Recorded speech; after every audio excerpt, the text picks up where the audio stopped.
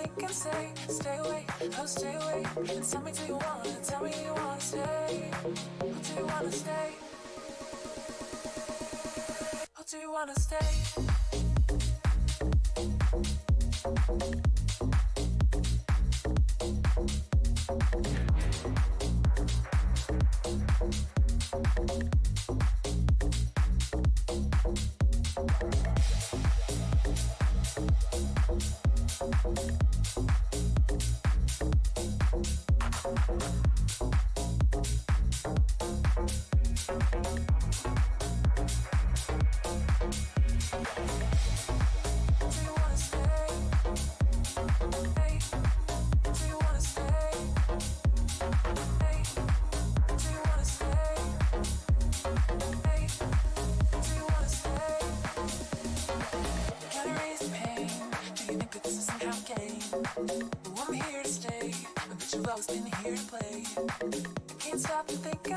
Stay away. Tell me do you wanna, tell me you wanna stay. Do you wanna stay? Do you wanna stay? Hey, do you wanna stay? Hey, do you wanna stay? Hey, do you wanna stay? Hey, do you wanna stay? Hey, do you wanna stay?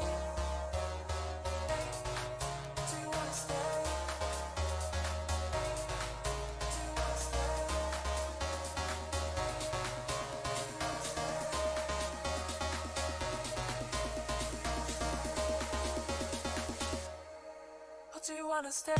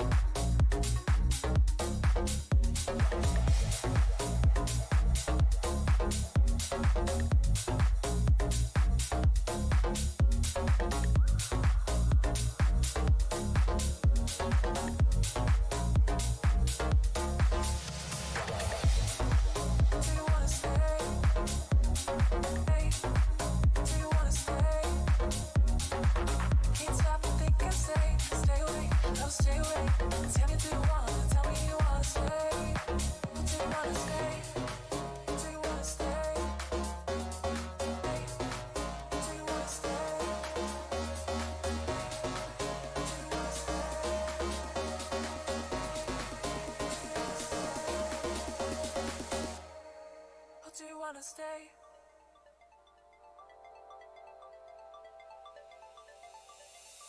All the things inside my head, you know, like we were all souls from another life that met many years ago. How is this happening to me? It's like you're tuned into my frequency.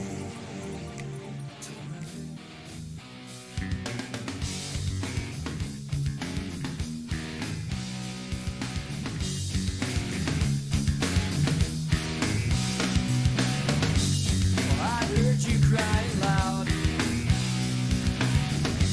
all the way across town. You've been searching for that someone that is beyond all the crowd. I just sit around feeling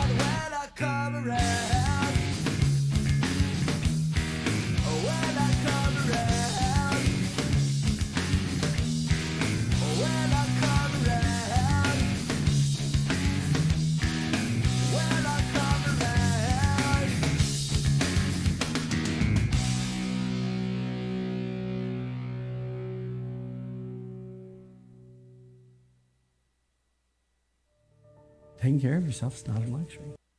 Filter by presents.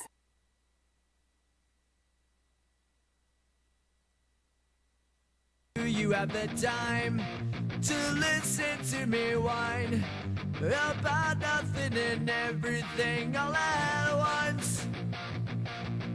I am one of those melodramatic fools, neurotic to the bone, no doubt about it. Sometimes I give myself the creeps. Sometimes my mind plays tricks on me. It all keeps adding up. I think I'm cracking up. Am I just paranoid? Am I just up? I went to a shrink to analyze my dreams. She says it's like a sex that's bringing me down. I went to a whore. He said my life's a bore. So quit my white cause it's bringing her down. Sometimes I give myself the creeps. Sometimes my mind plays tricks on me. It all keeps adding up. I think I'm cracking up. Am I just paranoid? Yeah, yeah, yeah.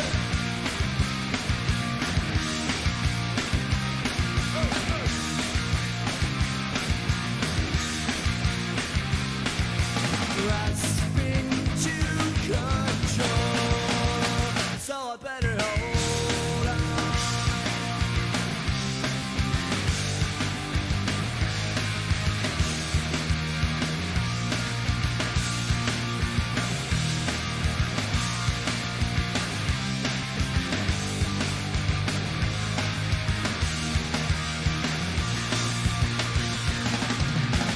Sometimes I give myself the creeps.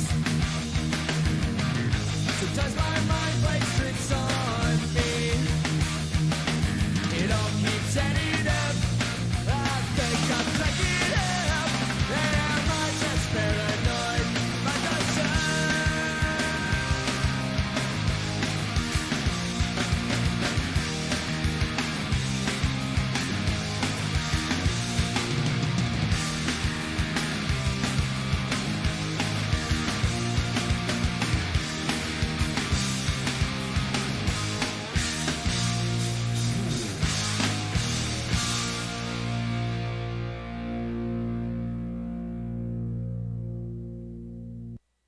Bad teeth.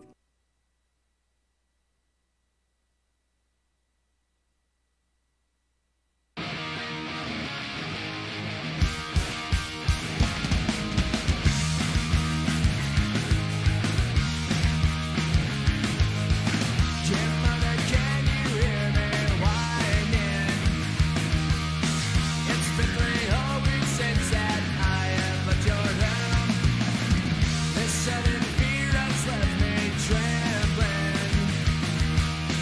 'Cause now it seems that I am out here on my own, and I'm feeling so alone.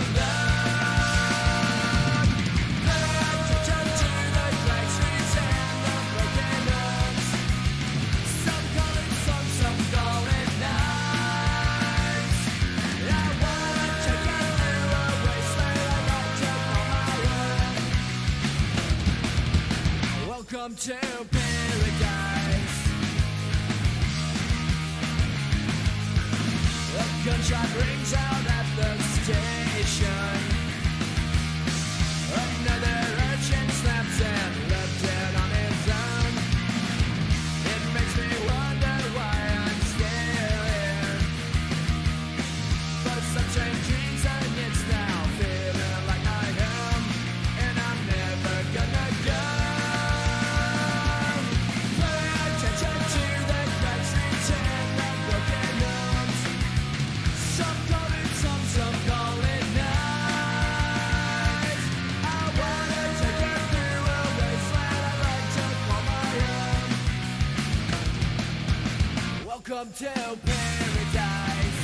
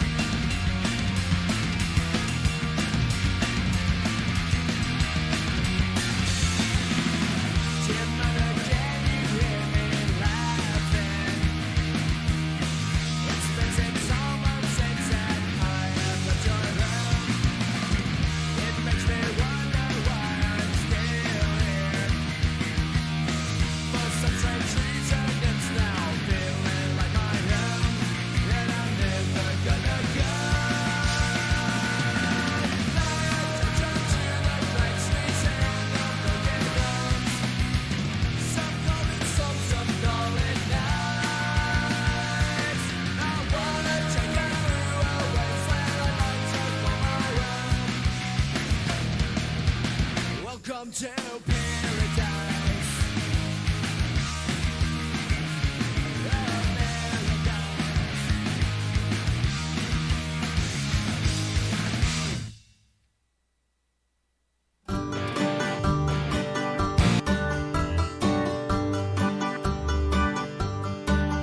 Good morning, good morning, good morning. Good morning, good morning, good morning. Good morning, good morning, good morning. Good morning, good morning, good morning. Clap your hands, clap, clap, clap. Stomp your feet, stomp, stomp, stomp. Spin around, spin, spin, spin. All right. Good morning, good morning, good morning. Good morning, good morning, good morning. Good morning, good morning, good morning. Good morning, good morning, good morning. Wash your hands, wash, wash, wash. Shake your hands, shake, shake, shake. Brush your teeth, brush, brush, brush. All right.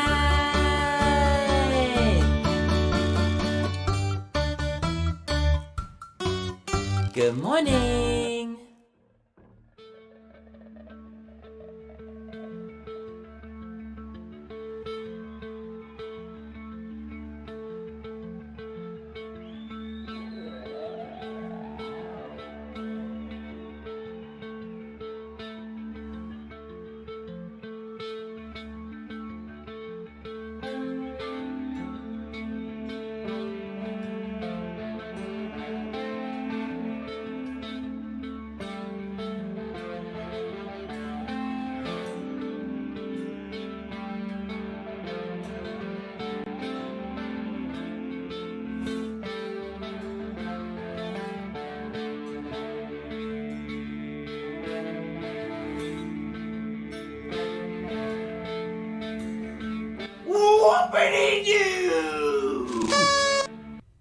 Yeah, good morning. It's Uncle Lou here. That's right, it's me, Uncle Lou, live for you on YouTube this morning. Thanks for watching.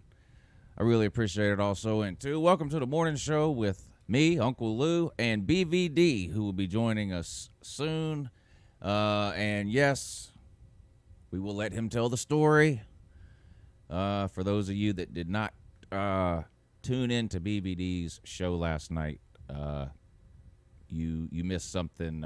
You missed something that you could probably watch YouTube for another 100 years and not see anything like what we saw on BVD's show last night. I'll let him tell the story when he comes on in a few minutes. But I appreciate all y'all tuning in this morning. We do have some college football news today too, some actual announcements, real news, from the ACC, a few other things too.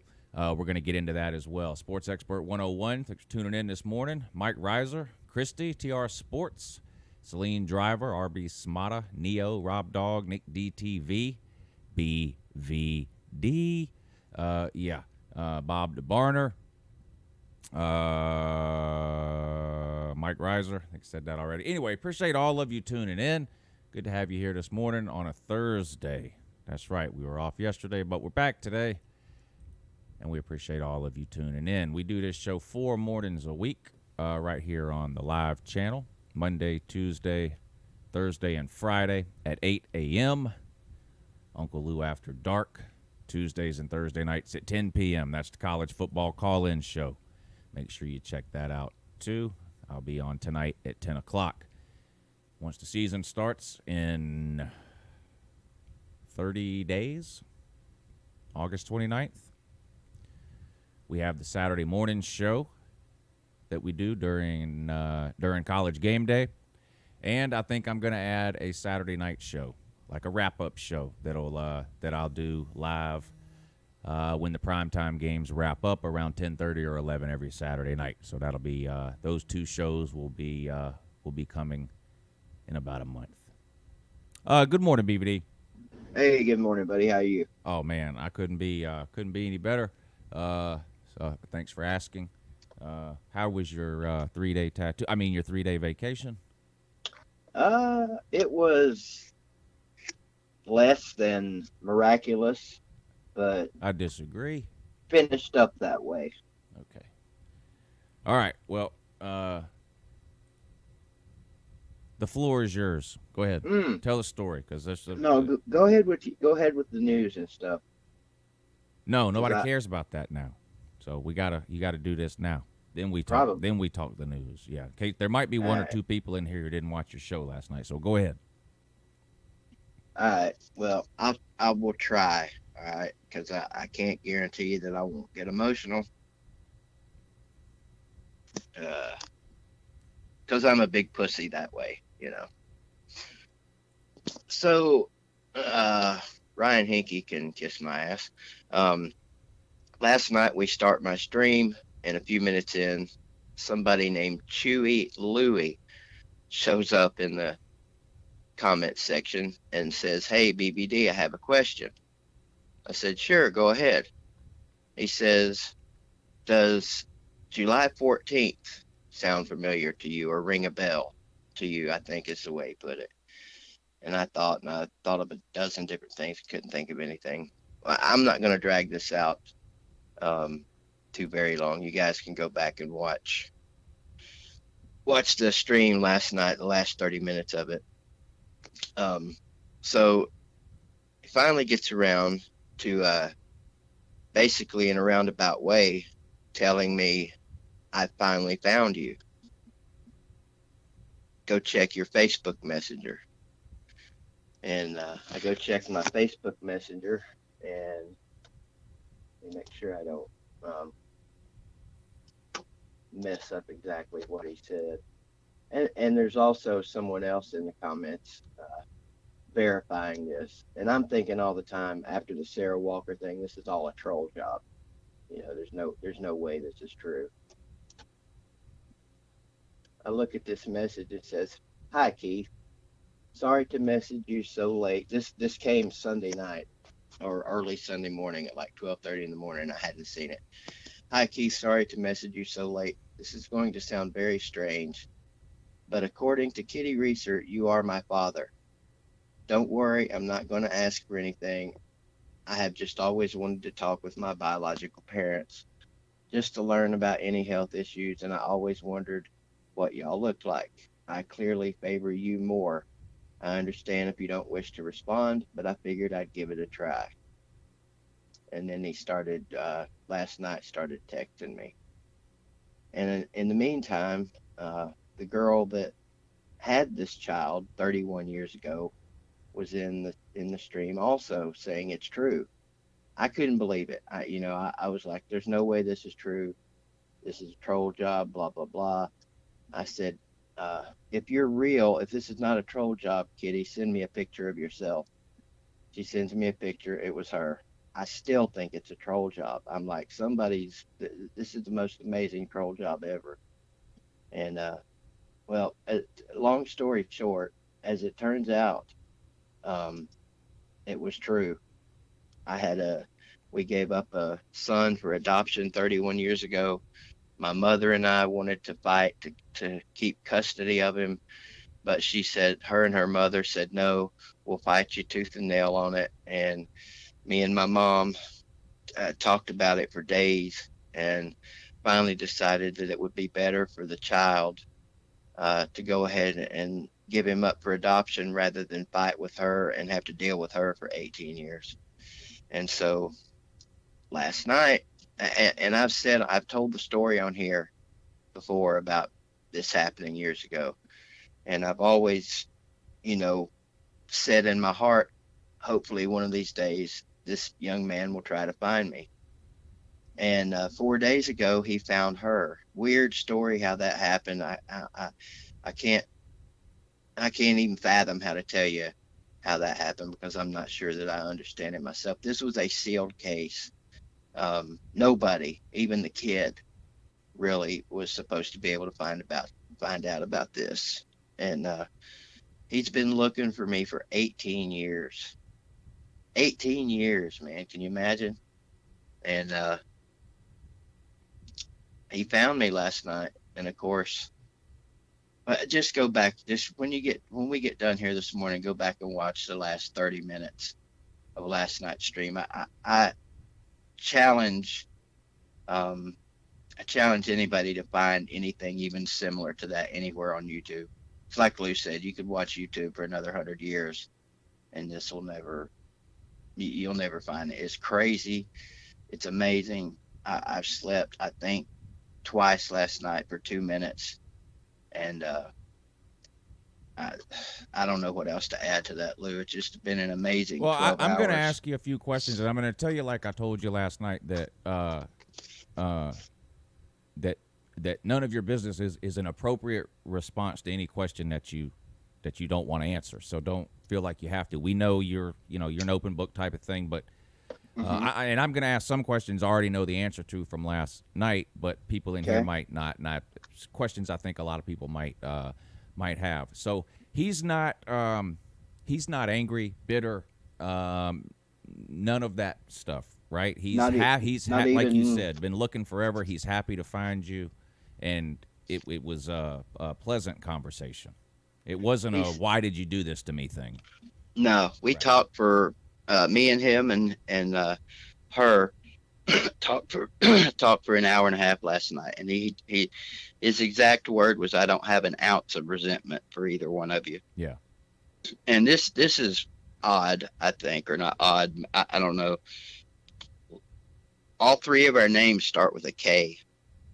Oh, wow. I mean, that's surely coincidental, but his name is Kevin. I was looking through his Facebook. His grandkid, well, my grandkid, I guess, one of his son even looks like me when we were children. There's no denying this dude. So he's got 2 kids. Yes, he's got an 8-year-old and a 3-year-old. Yeah. And an amazing wife, and And- amazing parents too. Okay, that was going to be next. So his adoptive parents, which to him is his mom and dad, Right. they were completely supportive, or not, I don't know, of him. Because I'm assuming you said he's been looking 18 years. If he's 31 now, that means back when he was 14, 15 years old. 13. Yep. So, because that's got to be an awkward situation for adoptive parents, I would think. But they were supportive through, him wanting to find you and the mother. They were. Like you said, he has amazing parents, and they've been supportive through the whole thing. Yeah. His wife, he said everybody around him has been supportive. He's even he's donated to adoption charities, and so this has been a huge aspect of his entire life. Right. So I can't even imagine. I've got one of my good friends in North Carolina was adopted, and I've always asked him if he had any interest in meeting his adoptive parents, and he's like, nope, fuck them. Have no desire whatsoever. And So I think you would even agree that either way an adoptive child goes is not wrong. no, absolutely, yeah. I mean, in fact, I kind of over all these years, I always kind of figured naturally he was probably resentful towards me and her. I mean, the fact that he had a great childhood and a great upbringing has, I'm sure, lent to the fact that he doesn't have resentment for us. Right. If he'd been raised by a couple of shitheads that were terrible to him, I'm sure he would probably, I would imagine he would hate both of us. Yeah. Or like you hear almost horror stories sometimes of kids bouncing around from foster home to foster home and never really have a quote unquote mom or dad because they're in and out of so many different places. And I would imagine somebody in that scenario would be much more likely to grow up with resentment towards their biological parents than someone like what you said is raised in a a loving environment with two good parents. Right. If I'm not mistaken, he told us last night, um, July 14th, he was born. He was picked up by his adoptive parents August. I want to say he said the first week of August, but I'm not positive. I honestly can't remember the exact time. Um, so 2 weeks, he was in a foster home. He sent me a picture last night of the day he was brought home by his parents. And I what a whirlwind of emotions, I've been through in the last 12 hours. And I'm sure, can't even fathom his emotions. But we swapped pictures last night for probably 30 minutes after we stopped talking on the phone. And of course, I'm going to talk to him, call him tonight at 8 o'clock. We calling the phone date. I'm going to talk to him again tonight at 8. And he definitely wants to meet me. And so we're going to figure out how to make that happen. And he doesn't live a world away. No, 6 hours. And he's, 5.5 to 6. He's only an hour away from where he was adopted. He was born in Raleigh and was adopted by people that live an hour away. He said it last night on here. Goldsboro, North Carolina is where he's from. Yeah. So he evidently he's a lot like me. He's an open book because he put his name out here last night, where he lived, and well, either he's an open book or he's new to YouTube. No, and hasn't learned yet. He's a very well-adjusted, very modern, unlike his biological father, tech-savvy person. He's a CEO of pretty much his own company. Wow. So he's not. It's not his first time on the internet. Yeah. Now I know yesterday was the first time y'all talked, and I this obviously will be a relationship that grows and develops over time, and it'll be a much different relationship a year from now, I'm sure, than it is now. But was there even any mention or discussion of possibly meeting up at some point? Oh yeah, So he's open to that. Yeah, he's open to that. There's he is. He was an athlete growing up. Golf was his thing. Golf and baseball were his things. He's actually an accomplished golfer.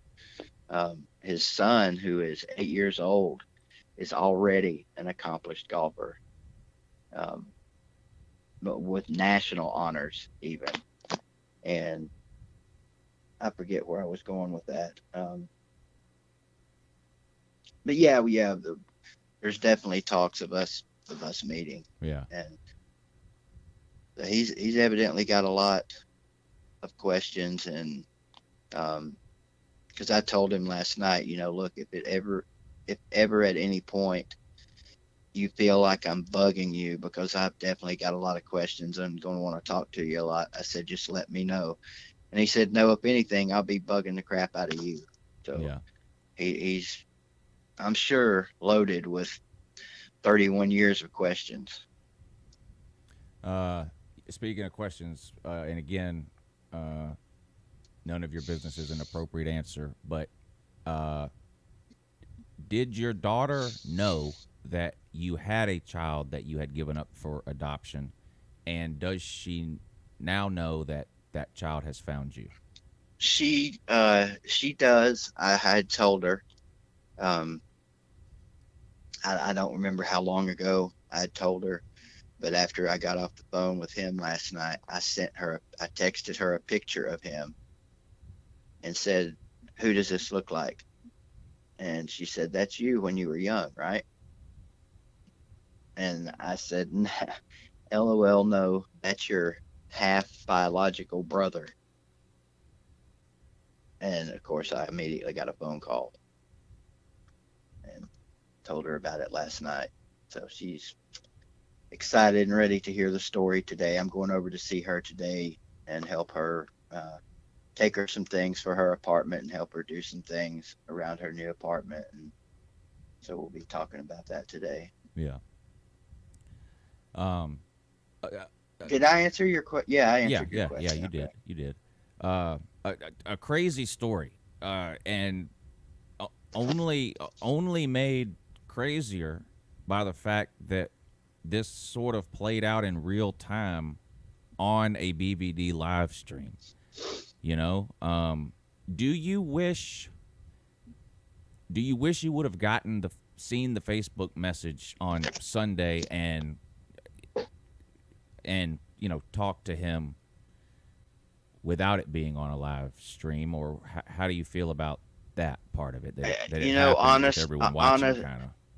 honestly, Lou, it played out exactly the way it was supposed to, because where I'm not sure about God and heaven and hell and all of that, and all that stuff, I'm not sure about all that. I am sure, or at least believe, that things happen for a reason the way they happen. Yeah. And I'm perfectly okay with the way it happened last night. And he kept apologizing for ruining my stream, and I was like, ruining my stream? No, I can't even put it into words, to be honest. It's still, my head's still going 5,000 miles an hour. Yeah. I think those of us that have been around the internet or YouTube for a while, you're used to seeing like surprises that are negative in nature, like people getting swatted was a thing for a while, or me and you have had pizzas sent to our house during live streams, troll type stuff. It was nice to see a real life surprise like that play out in real time that ended with a positive outcome. In other words, it wasn't him showing up to, you POS, how could you do this to me? It was like everything, and from the looks on your face when people will have to watch for those that want to watch it, it's about the last 30 or so minutes of BVD's stream from last night, and you put a picture up of him too, so maybe if people want to check that out. But it was just I'll admit it, I wasn't watching. I sort of tune 8 to 10 o'clock is a weird time for me. I've got kids and dinner, and yesterday was my son's open house for school. So anyway, I was sort of tuning in and out, but I started getting a bunch of text messages saying, please tell me you're watching BVD's stream right now. And so I clicked on. So I went back, and I had to go back and rewatch like the first 10 minutes of what had happened. When I showed up, the picture was on the screen, and I thought it was your old senior picture. Right. So he's not kidding. BVD is not. I mean, and if you see the picture, you will say, okay, yeah, we don't need to go to Maury for this one. That's BVD's kid, right? Yeah, I mean, it's obvious when you see the picture. I'm going to tell you, I would, like I said, it took me quite a while to be convinced this wasn't a troll. And while I was sitting there thinking I might be getting trolled, somebody mentioned Sarah Walker in the comments, and I was already thinking, could this be another Sarah Walker, or the person that did Sarah Walker? And lo and behold, Sarah Walker showed up in the comments. I still haven't outed who Sarah Walker is, and I may never. But it was just, it was all, there's so many things happening, that had me doubting that this was even real. Yeah. And how crazy. Shit, there was something else I was going to say. but drifted off to the Sarah Walker thing there. Um, Yeah. anyway, if I think of it, I'll tell you. Yeah, I couldn't believe it. It was. I don't know that I've ever seen anything like that play out like that. I mean, that's you hear stories like of that, but Yeah. to witness it, I can't even Oh, imagine being a part of it. Like what I was but gonna say, Lou. Let me tell you before I forget again. You mentioned not a Maury or didn't need Maury for this one. Um, for years, I doubted whether or not I was even this kid's father oh because when this happened, she and I split up probably 4 or 5 months before she had the baby. I didn't even know she was pregnant. right, That's how early it was. I yeah, just thought at the time this happened, the time we split up, she had quit her job, was what I thought just laying around the house being a lazy ass, eating all the time, and was starting to gain weight. Pregnancy never even popped into my mind. So when I got a phone call on July 14th from one of my good friends telling me that Kitty just had the baby, my first reaction was, "What the hell are you talking about? Kitty just had the baby." And so, there was at the time I went back 9 months and was thinking about what we were doing at that time, and she had been cheating on me. And the story of how her and I got together was messed up to begin with. She was actually uh, dating one of my friends when her and I got together, but she made this big elaborate story up of how he was an alcoholic and beating the shit out of her, and ended up with me, had me hating my one of my real good friends at the time. And so yeah, it turned out back then she was, I'm not going to call her a bad name, but you can imagine the names I was thinking of at the yeah, time. So yeah, I doubted whether or not it was even my kid. yeah. Do you think But there, do you think part of that over the years was almost kind of a maybe if you didn't even realize it, but maybe like a self defense mechanism that subconsciously oh, maybe absolutely, it made you feel better in some kind of way to yes, think that maybe it wasn't yours because that has to be there's some things in life that people can agree or disagree on whether they're right or wrong or whatever, but until you're in a situation, there's a few situations that are like this, but until you're faced with a situation like this where you literally have to make this decision, I hmm can't imagine um, you know the feelings and the thoughts and the emotions that you have, not only as you're making that decision, but over now the last 30 something years, just random days driving down the road and a thought pops in your head, hey, I wonder what ever happened to him, that kind of, it's got to just be yeah. it's got to be something. It's one of those things where unless you've lived through it, there's no possible way anybody can understand it. But Well, he wondered. He had wondered if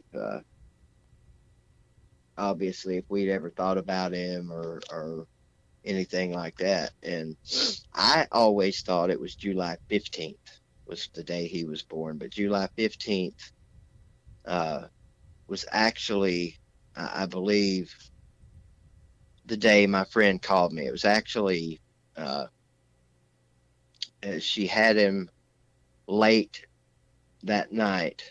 And then the next day when I was at work was when my friend called me. So I just always assumed July 15th was his birthday. So every year on July 15th, since then, I would always think of him. And throughout the year, I would think of him periodically too. And, July 15th was what, 2 weeks ago? yeah, And my first ex wife's birthday is July 15th. So I always send her a text on her birthday, wishing her happy birthday. And I always think about Kevin. Didn't know his name was Kevin, but I would always think about him. So had he, asked me last night, did July 15th ring a bell? Or however he worded it, I may I don't know that I don't know that I would have been able to guess that's who it was because uh, no way that I would have probably guessed that. Yeah. I always kind of figured he'd just show up at my door someday, you know, knock on the door. I open the door. Ah, so you're the asshole that gave me up, you know. Well, And that's sort of what I mean. Like, because I mean, that thought has to enter your mind constantly over the last 30 years. You know, what if this person finds me and hates me? yeah, You know, what if they had a terrible upbringing? You know, what if they ended up being abused or something? Like, it was just the thoughts that have to go through your mind when you don't know. Because people, when you don't know something, and you're left to sort of people sometimes tend to assume the worst when they don't know. You yeah, you know, can. and it's just got to be mentally. It's got to be really, really hard. It is, and you can't know some of the things people think of and go through that. Over the years, you know, I've had daydreams and even actual night dreams about uh, me taking my son to the football games at Tennessee, and you know, just stuff like things like that that obviously were never going to happen and never did happen. And so it's just like anything, you get an image of someone in your head what you think they look like the people in the comments. There's people in this comment that we've never seen and never heard their voice, and then you finally see or hear or both one of these people in a live stream, and you're like, wow, they look or sound nothing like I imagined. um, I'm sure everybody has those same kinds of thoughts, and that's, you know, that's the way this was last night. um, Yeah, I'll never forget the first time I saw a George video, and I was like, oh, okay, yeah, that's pretty much exactly what I thought. really. And my thoughts last night, it didn't take very long talking to him and her. I started, I have a big problem beating myself up anyway. And so when I'm talking to them last night, I started thinking, oh my God, how disappointed this guy must be, you know? And I will, I know me, I'm going to have a hard time getting that out of my head. Yeah. And I'll deal with that, work through that as it happens. Um, Celine Driver, thank you for hitting the super chat this morning. He says, I can't express how happy I am for you, my friend. And you are my friend, the Big Vol Daddy, a real daddy with a son and a grandson. I'm so happy for you. I'm speechless. Good morning indeed, sir. Thank you, Celine. Means a lot, buddy.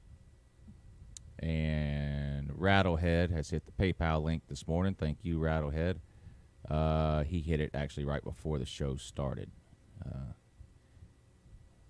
He Thanks, didn't champ. have anything to say this morning. It's just supporting the show, which there's nothing wrong with that. Supporting the show is a good way to spend your time and actually your money too, to be honest. Agreed. Yeah. Agreed. You can't go wrong either way. No, you really can't. Hey, you know what, Lou? I found out last night too, and I was telling Carter this. My other real adopted son. I found out last night. I've always known we got some really kick-ass people in our comment section, and we have a lot of the same people.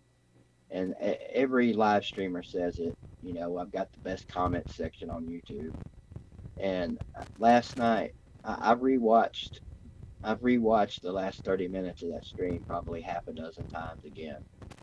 And watching the people comment, because as it was happening, I didn't see hardly any of the comments because, Right. But watching it back last night, thank you to all of you guys in here this morning that were in there last night that were just amazing, the things they were saying.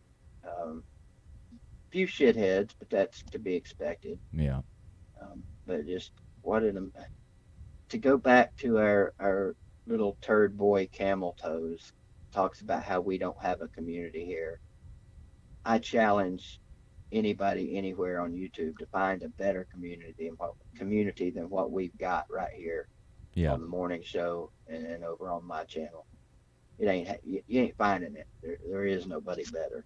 No, I agree. I obviously haven't been through anything quite like what you went through last night, but there's been more than one occasion where, you know, I've been down or whatever for one reason or another, and you can always count on the people around here, the college football community on YouTube, to pick you up when you need it or to be supportive when you need it or whatever, which I think is especially unique considering the fact that when we're not doing that, we're spending the other 95% of our time arguing with each other about college football. Right.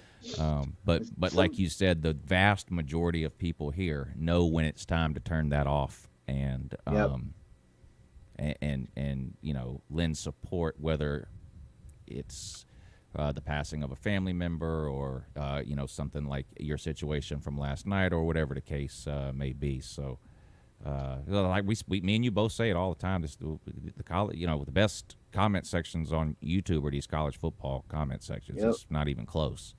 Somebody asked it here just maybe earlier this morning or just a few minutes ago. Asked if he was a Tennessee fan, and it's funny. Last night, literally like the last minute or two of the stream, somebody in the stream last night asked him if he was a college football fan. And of course, I didn't see that until I watched it back the first time, and I got kind of cracked up. I was like, yep, that's their community, you know, checking in to make sure he's a football fan. And like I said, I didn't see it when it happened, but he said who his team was right at the very end of the stream. And as I was talking to him last night, we were talking about things, and he said, you know, that tattoo you got on your arm would look so much better if that T was a bright green O. I was like, huh? And he said, yeah, that T would look better if it was a bright green O. I was like, Oregon? And he's like, yeah. And I said, how in the hell did you become an Oregon fan? And he said when he was, I think, 13, 14, 15, somewhere in there, he liked football, but he saw this team with bright uniforms, bright yellow, bright green uniforms that scored a lot of points. He fell in love, and he's been a diehard Oregon fan ever since. And he's got all kinds of pictures on his Facebook, him and his wife both wearing Oregon gear. And so I thought that was cool that he's, you know, would have been, I mean, it would have just been unbelievably amazing if he had been a Tennessee fan. But I'm cool with it. He's a diehard college football fan, and he's been the fan of the same team his entire life. So Yeah. that was pretty crazy. Richard Smith, thank you for hitting that PayPal link, sir. We appreciate that. He says, congrats, BVD. You're a granddad volunteer. Orange ya. Yuck, I see what you did there. Yes, he is. Thank you, I don't though, remember if you mentioned this this morning already or if I heard you say this last night. And you can correct me if I get this wrong, but basically you said he found the mother first, and the mother gave him your name. Yep. And I guess one of the first things he did was go to Facebook and type your name in. Mm-hmm. He found you on Facebook, and then that's where before you had talked to him, when he was just looking you up, he kept seeing the name Big Vol Daddy associated with your name. Yeah, I guess if I remember right last night, this was one of the first things he talked about was how, because I asked him how he found it. And I'm still not even sure how he found her. But when he found her, he got in contact with her and asked about me. And she said, all I know is his name is Keith Ricker. That's really the only information she had. And, you know, she had said that her and I had been friends on Facebook. And that's how I confirmed her last night. Besides the pictures, I asked her if she remembered what our last contact was here on Facebook. And that was years ago. That was, 6, 7 years ago when I basically told her, fuck off. I don't ever want to talk to you again.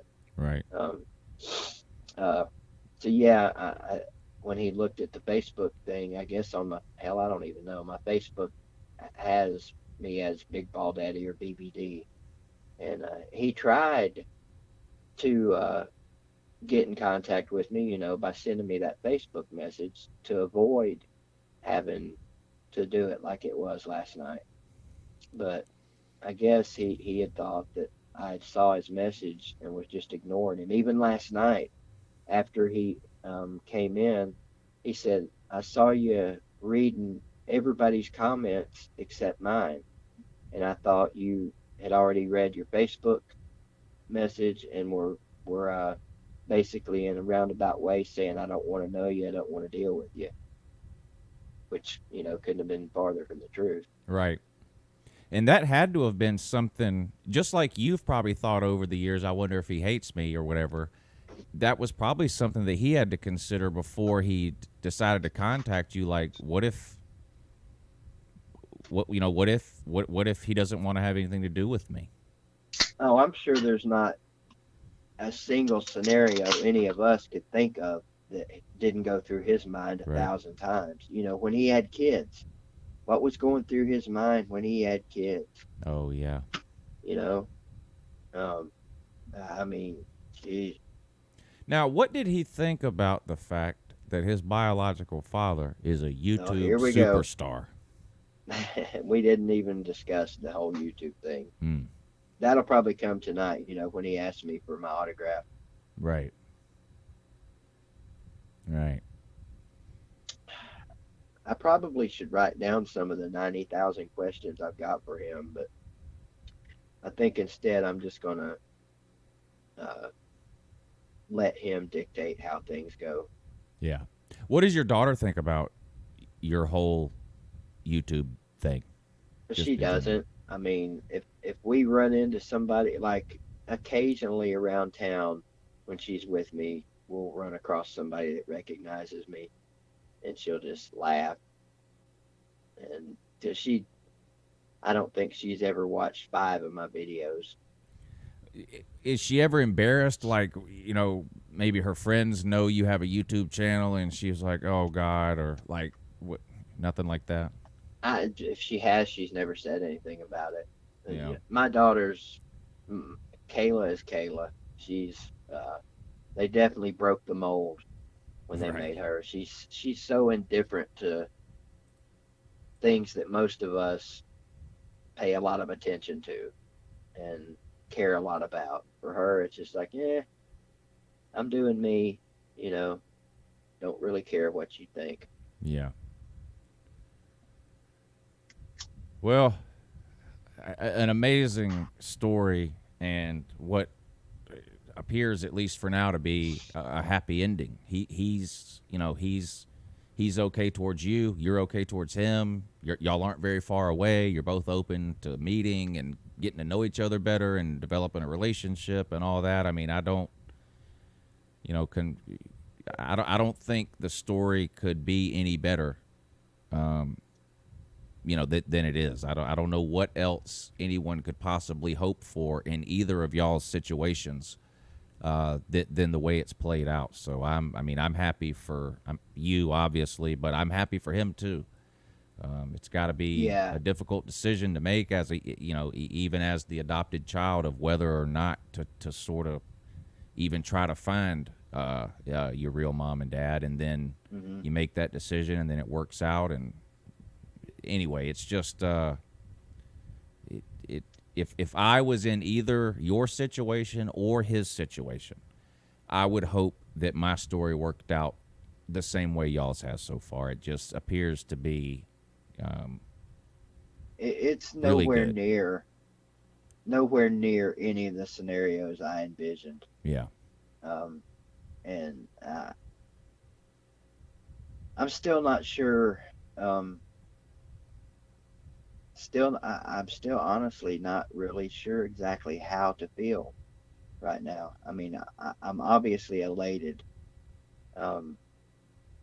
Couldn't be any happier as far as just the fact that he's finally found me, because that eliminates one question that I've had hanging over me for 31 years. Right. Um, and so from where we go from here, um, can only I don't know what I'm trying to say. I've got a lot to look forward to with them. Yeah. Um, and well, needless to say, I'm super excited about it. I'm going to stop now or I'm going to get emotional again. All right. Well, I tell you what. We all love you. We couldn't be happier. You know, you have your show you do 3-4 nights a week, whatever it is. You'll keep us updated and informed on what's going on, I'm sure. And Yep. how about let's talk some football? You want to do Let's that? do it. All right. Let's do Let's it. do that. We have some actual news. I'm sure you heard about this yesterday. You probably didn't get to talk much about it given the circumstances, but the ACC has made a decision. Mm-hmm. Conference plus one. So 10 conference games they're going to play, and each team is allowed to play one non-conference opponent, but that non-conference opponent must play in the home state of the ACC team. Which sounds a little confusing, but in some scenarios it's pretty simple. If Florida wants to play Florida State, both those schools are in Florida, so they can play either at Florida State or Florida, wouldn't matter. Georgia Tech, same thing. Clemson, South Carolina, same thing. Louisville and Kentucky, same thing. If Virginia Tech wants to play Alabama, that game has to be played in the state of Virginia. Cannot be played at Alabama. So if that makes sense, that's how they've decided to handle their non-conference games. They've already released the schedule, too, for the 10 ACC games. Obviously, if you were already scheduled, whatever ACC teams you were already scheduled to play, you still play those 8. And they've added 2 to every ACC team, and then they added, 5 or 6 or whatever it was to Notre Dame to get them to the 10 ACC games. They also still plan on having an ACC championship game, although there is no divisions within the ACC this year. There's no Atlantic and there's no Coastal this year. They're just going to take the 2 teams that have the highest winning percentage within the ACC, and they're going to play those 2 teams in the conference championship game. Wouldn't it be crazy to see Notre Dame in the ACC championship game this year? You could see it. They could end up playing Clemson twice. You could see it. North Carolina, some people are high on them, and then I think Florida State and Miami are both the wild card in this whole thing. I know they haven't really been good enough the last couple of years to challenge to make the ACC title game, but I still feel like a team like Miami and Florida State is only ever really 1 year away from being a 10-plus win team. I just refuse to believe that they are, one of these teams that's just going to be struggling for, 8, 9, 10, 12, 15, 20 years or something. So don't have any examples of that type of team, do you, Lou? Well, I wasn't even actually thinking that, but I would have said the same thing about Tennessee though 10 years ago. Like when you lost to Wyoming and stuff like that, I would have said, well, there's no way this is going to continue. So I've been wrong before. So I think clearly Clemson and Notre Dame are going to be the 2 favorites. They're those are 2 top 10 teams probably. Maybe Notre Dame's just outside the top 10. We'll see what the preseason polls look like when they come out, but. After that, North Carolina's probably a 20 to 25 type team, maybe, and those are probably the only 3 teams that will be ranked entering the season. Now, that doesn't mean that we can't get a surprise or that Florida State or Miami or even some other team we're not thinking of can't finish the season in the top 25, but most people's money, I think, would be on Clemson and Notre Dame right now.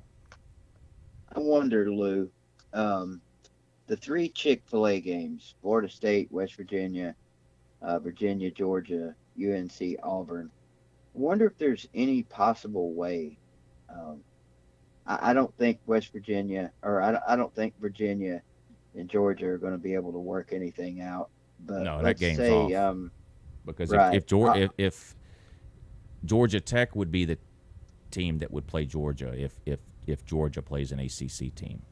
So there's no chance whatsoever, probably, that West Virginia would be agreeable to come to Florida State and play, or Auburn come to Chapel Hill. No, same. No, well, Florida State's going to play Florida,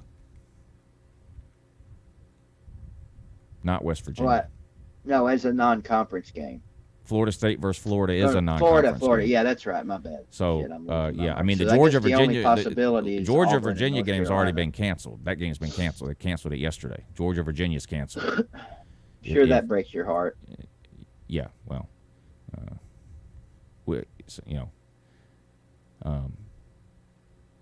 I mean, the ACC teams that already play an SEC team or whoever every year, that will be their +1. The rest of the ACC teams will be the teams that have to figure out where they're going to find their 11th game at. Gotcha. Like Virginia Tech. But it can't be, in the case of Virginia Tech, it can't be Florida because Florida State's going to play Florida. So it would have to be like Virginia Tech and Auburn. Louisville plays Kentucky, but Wake Forest versus Mississippi State, things like that. That's how it would have to be. But and the SEC still has announced nothing. There's some people think that we'll hear something today. There is a meeting today, another one of those video conferences with the SEC commissioners, and so maybe we'll see something today from the SEC. I would imagine they're going to do exactly what the ACC did, which is going to be a 10+1. That would be my guess right now. Be fine with me. Yeah. Oh, also the ACC. I think we talked the other day. The NCAA is allowing you to start your season a week early, August 29th, but the ACC has actually decided to start a week late. So there will be no ACC games during week 1, the week of September 5th. None. They start the following week, which would be week 2. So has the Big 12 said anything yet? The Big 12 and the SEC are the two holdouts so far. So there's still the possibility, though highly unlikely, that Tennessee and Oklahoma could still play. Technically, that game's not canceled. Okay. But I would consider Oregon, it highly unlikely at this point. Yeah. The Oregon or the Oklahoma fans are praying that this game gets canceled, I'm sure. Tennessee is one of those teams that doesn't have an ACC rival. So if the SEC adopts the ACC model and the Big 12 also comes on board, basically conference +1, then Tennessee and Oklahoma could still play. There's nothing that says Tennessee has to play an ACC team. It's just conference +1. So maybe we still see the Tennessee-Oklahoma game in that scenario. It's possible. I'm making this shit so difficult. And let's not get overly excited. This does not mean we're going to see a 10 or 11 game football season with conference championship games and a playoffs like normal. That's not, everything they're saying could change next week. Mm-hmm. This is just their plan as of today. If things get worse or bad, where's your percentage at today? I think it's still about the same. I do think we'll start at some point, and I hope we finish, but I'm not all that confident that we will. I'm not nearly as confident that we'll finish as I am that we will start. And there's some other issues starting to pop up too, which is over the last couple of weeks, multiple NFL players have made the decision to sit out the season. And that has started to trickle down into college football now. A defensive back for Virginia Tech, a corner for Virginia Tech, who has a first-round grade from every draft service on earth, announced yesterday he's sitting out the season.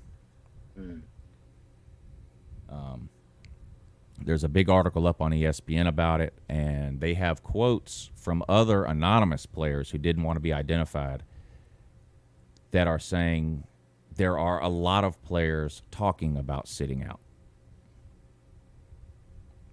But that one from Virginia Tech is the only one who's actually gone through with it so far. And then they say if the season were to get moved to spring, and we've talked about this already, a ton of players would sit out. Basically, every player with a first-round grade would sit out, plus most of the second- and third-round guys.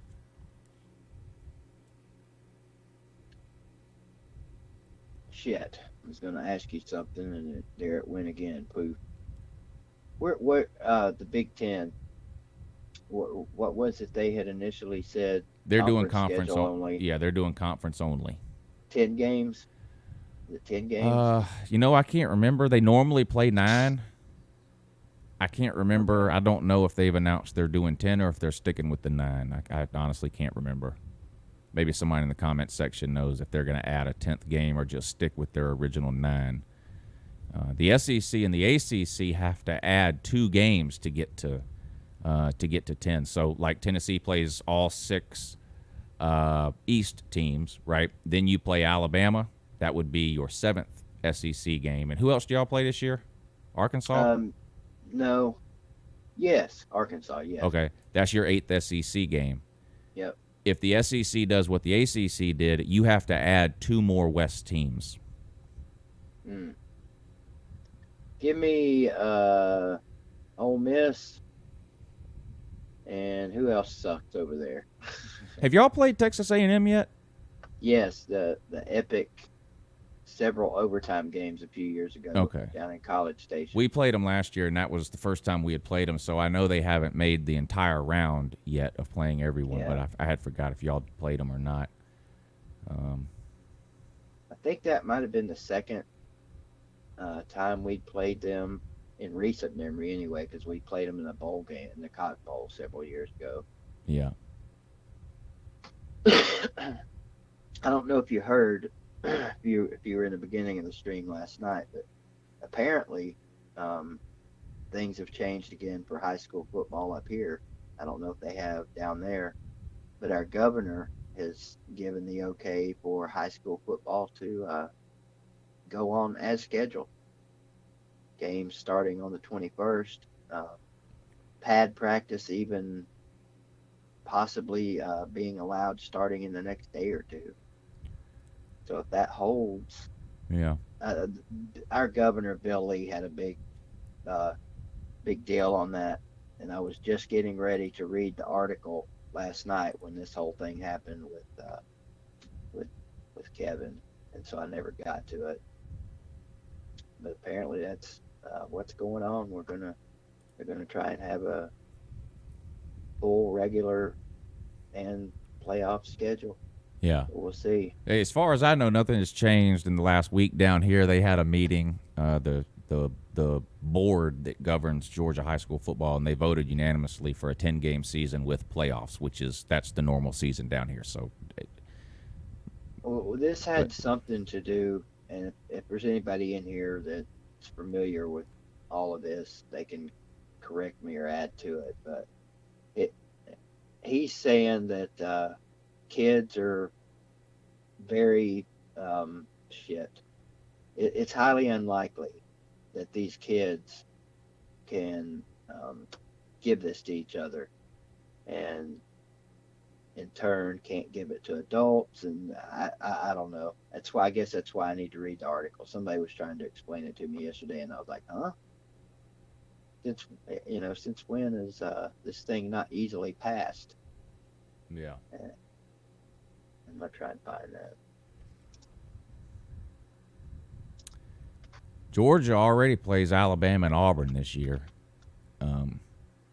And regardless of what you think of those two teams, those are at least, at the worst case scenario, those are 2 of the best 4 teams from the West, right? I would think everybody would agree with that. Alabama and Auburn are at least 2 of the top 4 Western teams. So I wonder who else Georgia. What if we had to play Alabama, Auburn, LSU and Texas A&M. That'd be great, wouldn't it? That'd be brutal. Yeah, it would. That would be brutal. Let me ask you this. Is there a game? So Tennessee would have to add 2. You already play Alabama and Arkansas. Which other 2 would you want to play? Which other 2 West teams? I guess everybody would choose the Mississippi schools. I don't know. Yeah, I mean, obviously there would be a special interest in Ole Miss with the Lane Kiffin thing. And, well, hell, and Mississippi State too with Mike Leach. Yeah. So, yeah, those would probably be the 2 that I would want. It's going to be interesting. Nothing else, just for the press conferences. Right? Yeah. Let's see what else I have written down. That was it, really. Yeah, I hope the SEC comes out and says something today. I feel like it's the whole pushing the can down the road thing. Make a plan. Let us know what it is. If you have to change it again in 2 weeks, fine. But at least that's 2 weeks where we know what the plan is. Oh, and to the people that are commenting on some of my videos that now I have to go back and redo all the prediction videos. Yeah, that's not happening. So,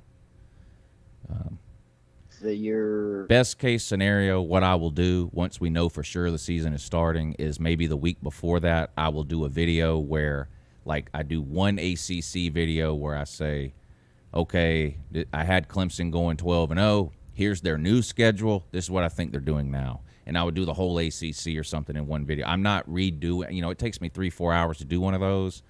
I'm not going to redo the Clemson schedule. I mean, I don't have time to do that. I just don't. So I'm going to do just like I've been doing. The day that I do the preview and prediction videos that I make will be accurate as of the day that they're made. I can't help what might change a week down the road, or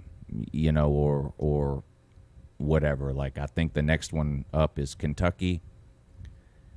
I may make the Kentucky video at lunchtime today, and by the time it uploads, it's irrelevant if the SEC has announced something or whatever, but there's nothing I can do about that.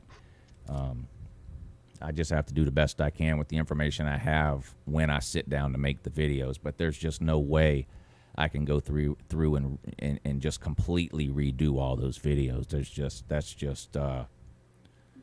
just no feasible way to do that. I mean, most of the predictions wouldn't change all that much. I mean, take Clemson, for example. If I had them going undefeated, and now they're not playing any non-con opponents, okay, they're still going undefeated. That would still be my prediction, basically, Right. Now there would be some teams, obviously, where my prediction would change, like North Carolina, for example. I think I had them going 8-4 or 9-3, something like that. Mm-hmm. That may change some now because they're going to be playing some ACC teams that I think maybe could beat them or whatever. But as far as the top teams, it really wouldn't change all that much. And I'm just not going to go back and redo them all. Like I said, maybe the week before the season, I'll do a series of videos, one per conference or something, and lay out some of the things I think might have changed because of the different schedules. But that's about the best I would be able to do, I think. Got a phone call yesterday from Contractor Man. Contractor Man. Yeah. Got good news. Yes, he said everything is on track. They should be done next week. They will call me the second half of next week. It could be as late as Friday to schedule a delivery date for the following week. So, which Monday would sound like a good day to me. So that would be not this Monday coming, but the Monday after that would so be. They're not gonna park the building out there in your driveway, and you have to wheelbarrow it back to the pad. Are you? No. Because you're gonna need some help. They have this machine that they use. It's almost like it's almost like a giant forklift, and they can pick this thing right up off. It comes on a flatbed trailer. They can pick this thing right up off the trailer and drive it right into your backyard and put it wherever you want. Well, we know you're not excited at all. Right. Here's a little bit about this governor thing. It says, although contact practice is now permissible, the regulations and requirements for practice and competition, which were voted on by the TSSAA, remain in place. Those include required temperature checks for all coaches, players, and team personnel prior to every practice, and mandates that anyone whose temperature exceeds 100.4 must be sent home immediately and can't return to practice until they have documentation that they have tested negative for COVID or obtained a medical evaluation by a physician verifying that COVID was not the reason for the fever. So basically, it's game on as long as you don't have a temperature above that. And that makes sense. I think if you're a parent with a child that's playing football, I think you can appreciate that. Right.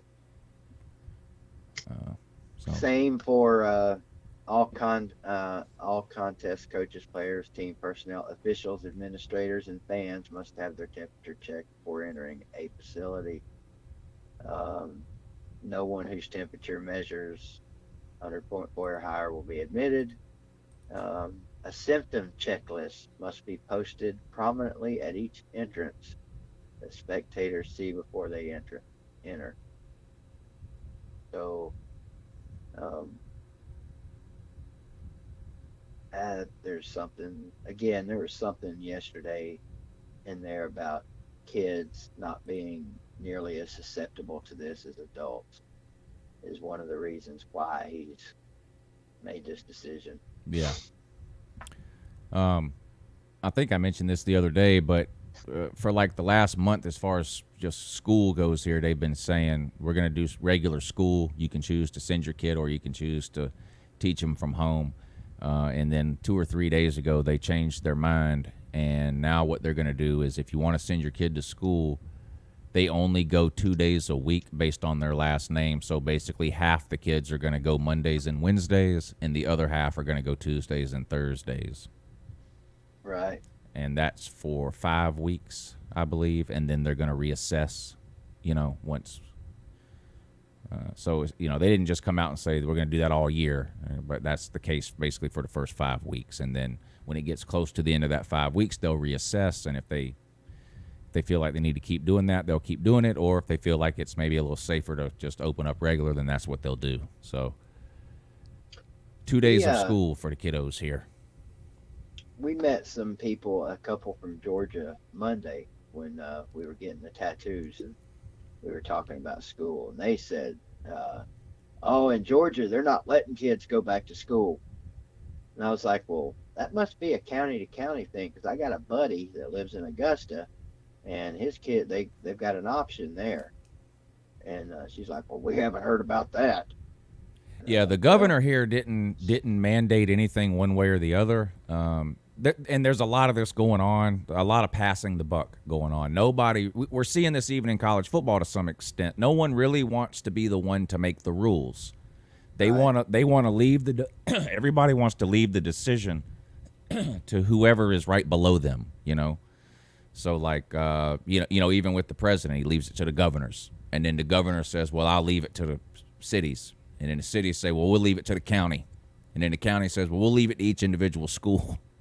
No one really wants to be the one to make the decision. So there's no statewide mandate here one way or the other that says everyone has to go to school or no one can go to school. It's just every Board of Education does what they think is right for their area. So like there's 2 counties that make up Augusta, basically Richmond and Columbia.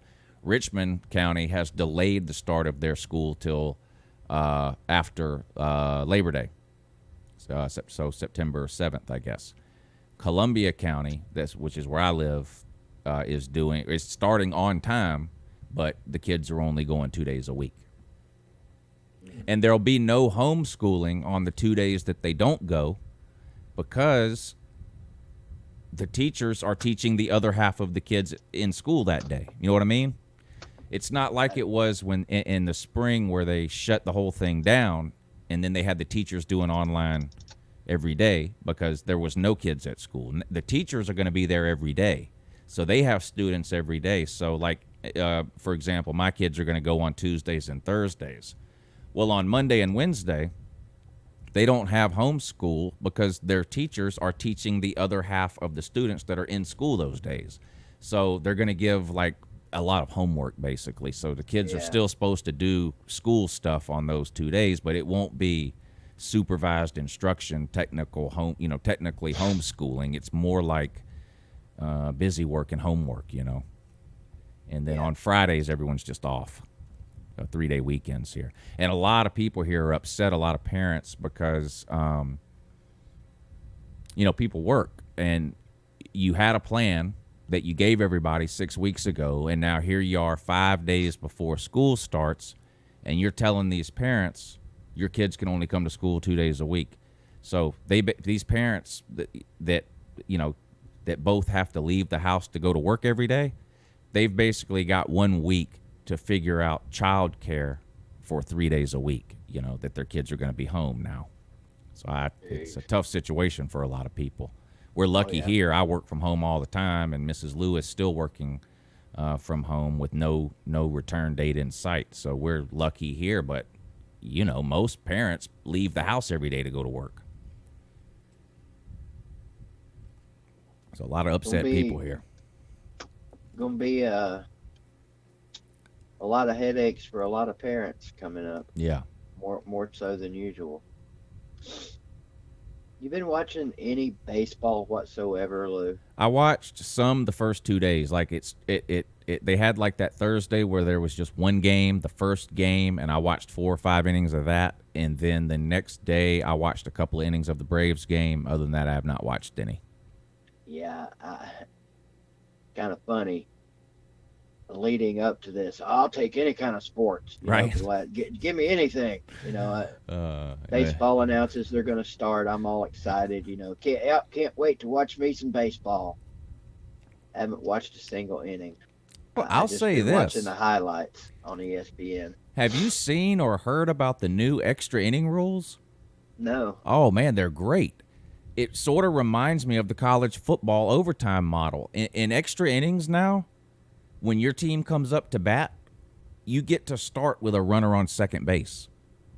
Really? Yeah. Yeah. And that, to me, that makes it more interesting and more exciting to me, I think. Yeah. Because you know what the problem is? A lot of times in baseball, when you have extra inning games, it's usually because the pitching is real good that game or the teams can't hit that day. Like, in other words, most extra inning games go to extra innings 1-1 or 2-2. Like, you don't see an extra inning game where it's 18-18 in the 9th inning, Yeah. So by the time you get into the 10th inning, the players don't magically start having a good day hitting the ball. So a game is just as likely to go 13 or 14 innings as it is 10 or 11 at that point, So I like the idea of starting off with the guy on second. It reminds me of college football, letting you have the ball on your opponent's 25, Give teams a chance to score, I like it. And baseball games are too long to start with. Extra inning games are just ridiculous. So I'm all for that.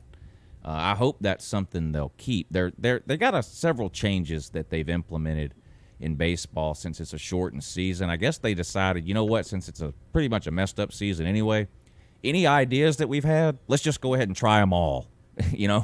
And if they work, we'll keep it. And if they don't, well, we tried, But I think this extra inning thing, I wonder what Bad Dog thinks about it. He's big into baseball. Or any of you guys in the comment section who are big into baseball. What do y'all think about that? I'm barely even a casual baseball fan, but I love the extra inning thing, putting a guy on second. I love that. Bad Dog says NBA is back tonight. You know what? One of the things to me that's always been a big discouragement for me watching baseball is how long the game takes. Oh, yeah.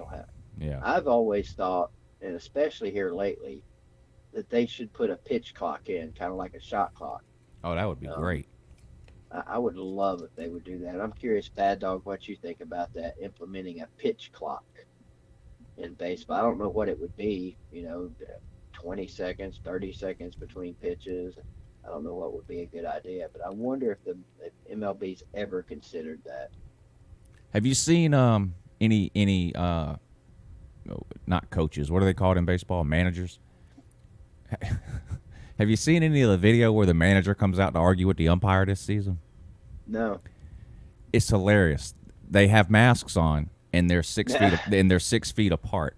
No way. Yeah, and you know they're yelling because you can see like their head bobbing and stuff, but you can't see their mouths because of the mask. So it's just because the manager comes out and it's funny to count how many times you hear him mouth "f you" because it's so funny. The manager runs out there like normal, but he stops 6 feet away from the umpire. And so they're standing far apart, sitting there yelling at each other, and their heads are going back. It's the funniest thing. 6 feet apart. Oh, it's so funny. I guess it makes it kind of hard to kick dirt on the. Yeah, that's one of the funniest things I've seen. Pick it up and throw it at them now. Bad Dog, what did you think? I don't know if you heard me. What do you think about a pitch clock? Would you be in favor of that? I know he just said he's a purist.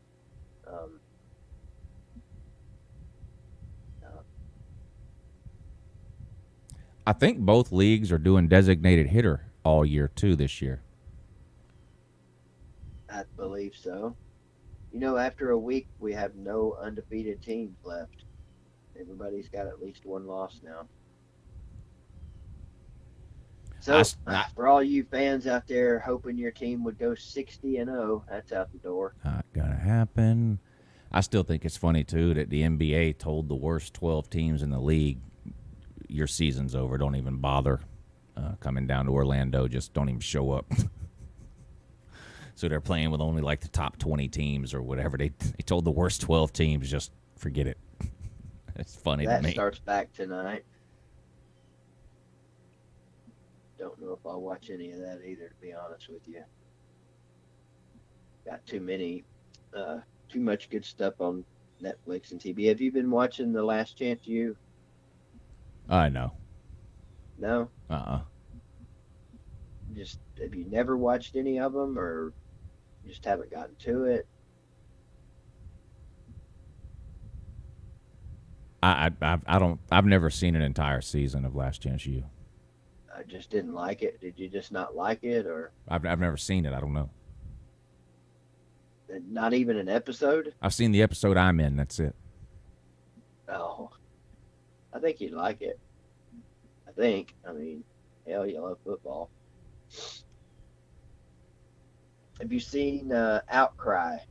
No. Somebody suggested that to me, and I finally started watching it yesterday. And I don't know if it's just 1 hour long documentary or if it's a series, but it's about a Texas high school football player that got arrested for basically child molestation. Mm. And I'm only 20 minutes in, so I don't know how it turns out. I mean, they're interviewing him from prison, so I'm guessing it didn't turn out too good. Ronald Shores, thank you for the super chat, sir. He says, Noel fan here. If the SEC adopted the ACC model, it would be an all-new schedule. FSU is not playing most of the teams from the Atlantic Division. Well, there's only 14 teams total in the ACC, so same with the SEC. I can't imagine that they would totally I would imagine it would be easier to keep the existing schedules and just add 2 teams, but who knows? I don't know what they'll do. I don't know if they'll totally... Is he suggesting that you don't even play the teams that are normally in your division? So, like, it's possible Georgia wouldn't even play Tennessee or South Carolina or maybe even Florida? I can't imagine the SEC doing that. Yeah. I mean, I'm not trying to, SEC homer. There is no other conference. Almost every single team in the SEC has 5 and 6 rivalry games. I'm serious. So I don't see a scenario where the SEC goes, well, sorry, Georgia, you're not playing Tennessee or Florida this year. Instead, you're playing Arkansas and Texas A&M. I don't see that happening in the SEC. I don't see that happening at all. I mean, they're bending over backwards just to try to save the Georgia Tech game. So why would they bend over backwards to try to save that just to do away with Georgia versus Tennessee or Georgia versus Florida or Georgia versus South Carolina even? I don't know. That make a whole lot of sense. I wouldn't want that. What if you didn't play Alabama this year? I mean, forget who would win. I'm just saying that there's just some things that don't seem right. And Tennessee not playing Kentucky or Alabama or Florida or Georgia just don't, or Vanderbilt even, just don't seem right, do they? No, not even remotely. I mean, tradition is big in college football everywhere, but I feel like in the SEC, it's just everything is just to another level here. Yeah, I think most fans of teams from other conferences would even agree with that. Yeah. Not a whole lot of big traditionalists in the ACC that I'm aware of. Comparatively speaking. Yeah, Miami got lucky and dodged Duke when they redid the schedules. So no chance they lose to Duke 3 years in a row. What about Georgia Tech? Haven't they lost to them 2 or 3 years in a row? Yeah, 2 years in a row. Could be 3 coming up here.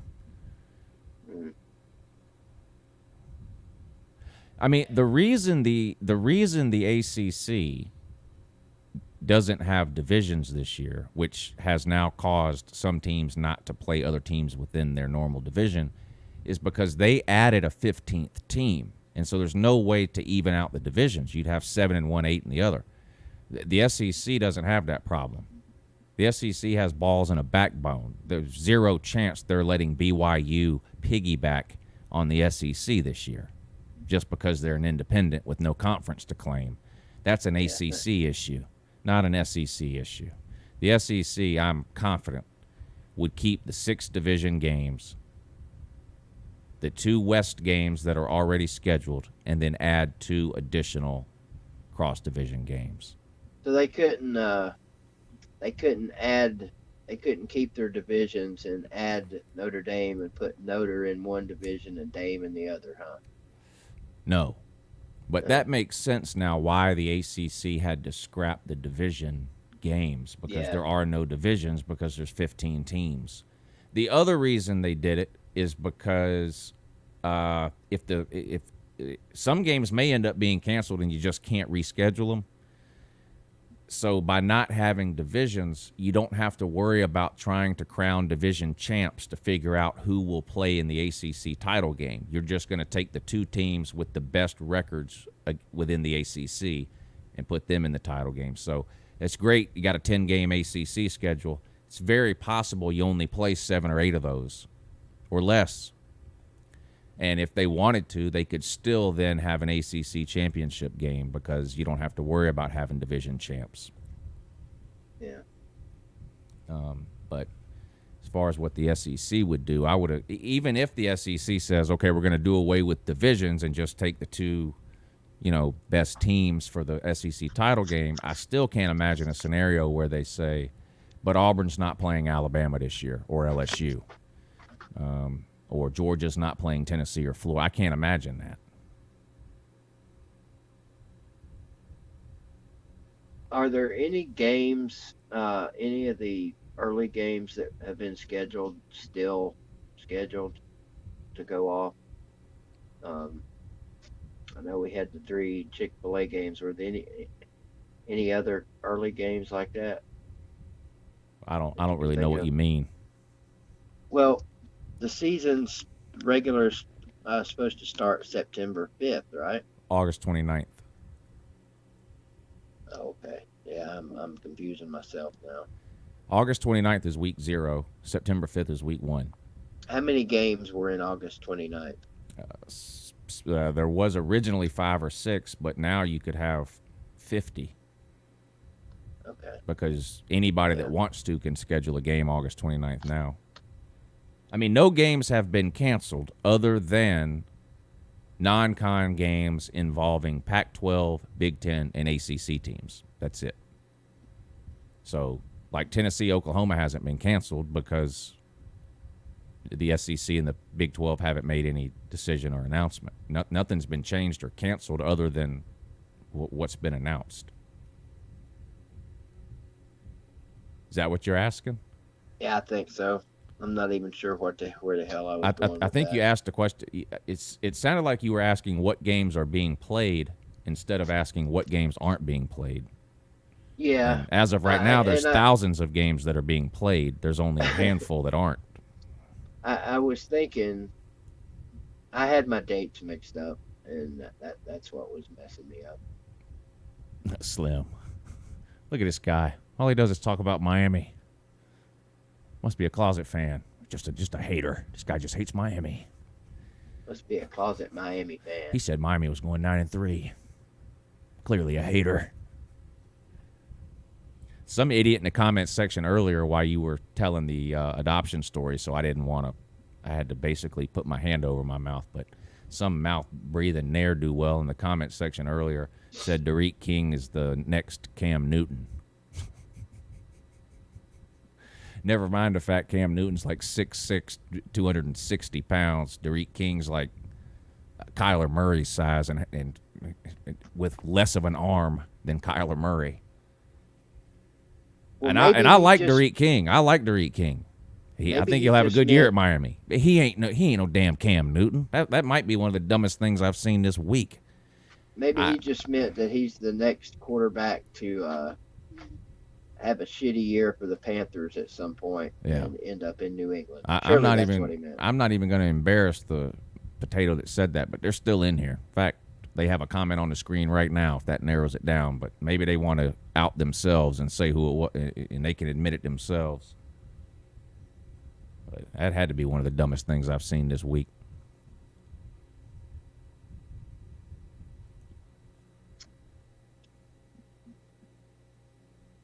I think I even got it figured out who it is.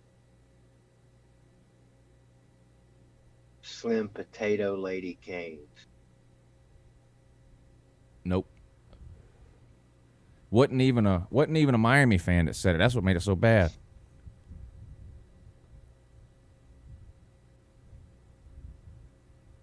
Ah, shit, my brother's calling me. Well, hey, I'll let you go. We're gonna wrap the show up now anyway. All right, buddy. We'll see you tomorrow morning. Yes, sir. Y'all have a great day. All right, yeah, we'll wrap the show up for today.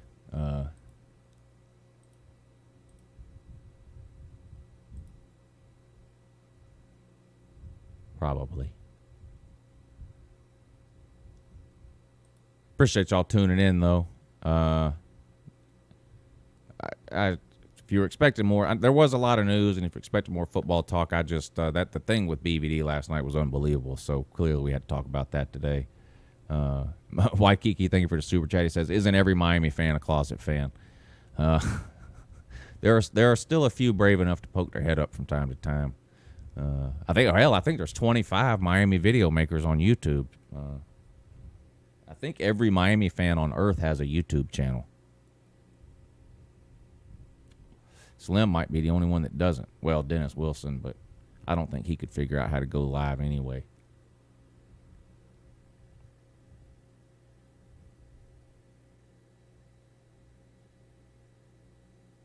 Anyway, yeah, we're going to wrap it up for today. I do appreciate y'all tuning in. We'll be back tomorrow morning at 8 a.m. for the last morning show of the week, the Friday show. Make sure you tune in. And I'll see you guys tonight on this channel at 10 o'clock for the college football call-in show. We'll get more in depth on this ACC schedule. I'll put the schedule up on the screen. We'll look at the schedules for the ACC teams, who they're playing, who they're not, who dodges Clemson, who dodges Notre Dame, that kind of thing. Talk some more about that and get you guys' thoughts on it, too, with the phone calls. So that'll be tonight at 10 p.m. I look forward to seeing all of you then. Thank you all so much for tuning in this morning. Me and BVD love each and every one of you. Thanks for supporting the show. Really means a lot. We love doing this show. I can speak for him when I say I know he does. It's this show has been great for me on a what do you call it, like a mental level, to where I feel like I don't have to talk about football all the time. I love doing this show. I would do this show if there was 5 of you watching. I'm not going to lie. I just absolutely love this morning's show. Chess Hall will be our guest tomorrow, too. TikTok Chess Hall, hopefully. If he gets up on time, we'll see. But he'll be on the show tomorrow with me and BVD, and we will see you all then. Have a good morning.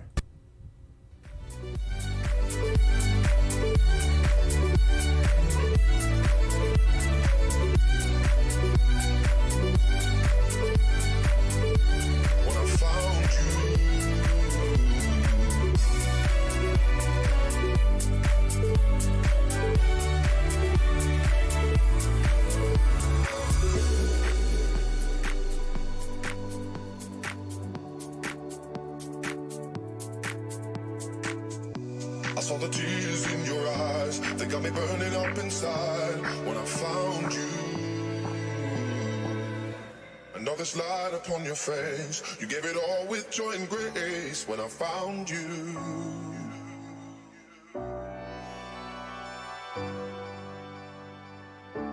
When I found you.